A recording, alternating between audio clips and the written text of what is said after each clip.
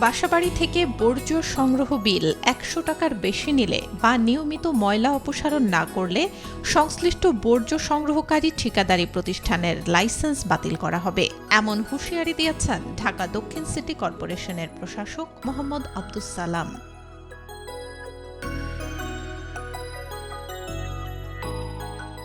সোমবার রাজধানীর নগর ভবনে বর্জ্য সংগ্রহকারী প্রতিষ্ঠানগুলোর সঙ্গে আয়োজিত এক মতবিনিময় সভায় তিনি একথা বলেন। সভায় আসন্ন পবিত্র ঈদ-উল আজহা উপলক্ষে কোরবানির বর্জ্য দ্রুত অপসারণ এবং নগরীর নিয়মিত বর্জ্য ব্যবস্থাপনা কার্যকর রাখার বিষয়ে বিভিন্ন নির্দেশনা দেয়া হয়। বর্জ্য ব্যবস্থাপনায় অনিয়ম, অতিরিক্ত বিল আদায় এবং নাগরিক ভোগান্তির ঘটনায় ক্ষোভ প্রকাশ করেন প্রশাসক। তিনি বলেন, বিভিন্ন এলাকা থেকে অভিযোগ পাওয়া যাচ্ছে অনেক প্রতিষ্ঠান নির্ধারিত টাকার চেয়ে বেশি বিল আদায় করছে, আবার প্রতিদিনের ময়লা প্রতিদিন অপসারণও করছে না।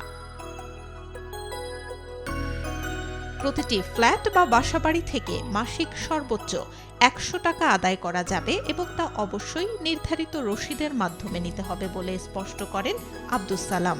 অতিরিক্ত বিল আদায়ের অভিযোগ প্রমাণিত হলে সংশ্লিষ্ট প্রতিষ্ঠানের বিরুদ্ধে তাৎক্ষণিক প্রশাসনিক ব্যবস্থা নেওয়া হবে, প্রয়োজনে লাইসেন্সও বাতিল করা হবে। সভায় দিনের বর্জ্য দিনেই অপসারণ নিশ্চিত করার উপর বিশেষ গুরুত্ব আরোপ করা হয়। কোনো এলাকায় ময়লা জমে থাকতে দেয়া হবে না বলেও কঠোর অবস্থানের কথা জানায় ডিএসসিসি।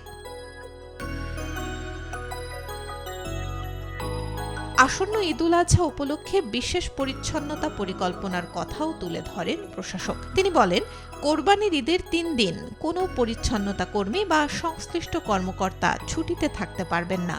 প্রতিটি ওয়ার্ড পুরোপুরি বর্জ্যমুক্ত না হওয়া পর্যন্ত কর্মীদের মাঠে থেকে দায়িত্ব পালন করতে হবে।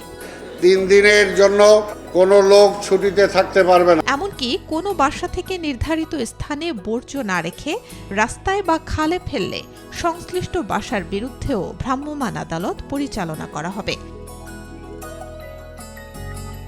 এছাড়া পিসিএসসি ঠিকাদারদের সরাসরি মাঠে উপস্থিত থেকে কার্যক্রম তদারকির নির্দেশ দেওয়া হয়েছে।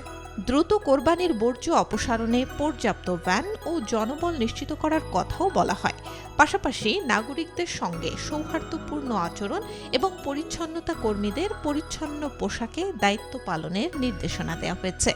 পিসিএসপির ঠিকাদার নিজে সরাসরি মাঠে উপস্থিত থেকে এই কাজটা তদারকি করবেন। আব্দুস সালাম বলেন, বর্জ্য ব্যবস্থাপনা শুধু একটি সেবা নয়, এটি একটি মানবিক ও সামাজিক দায়িত্ব। চুক্তির শর্ত ভঙ্গ করলে ডিএসসিসি আইন অনুযায়ী কঠোর ব্যবস্থা গ্রহণ করবে।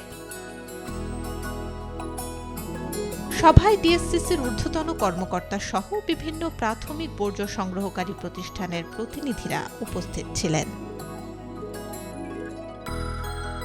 Desk report, B news 24।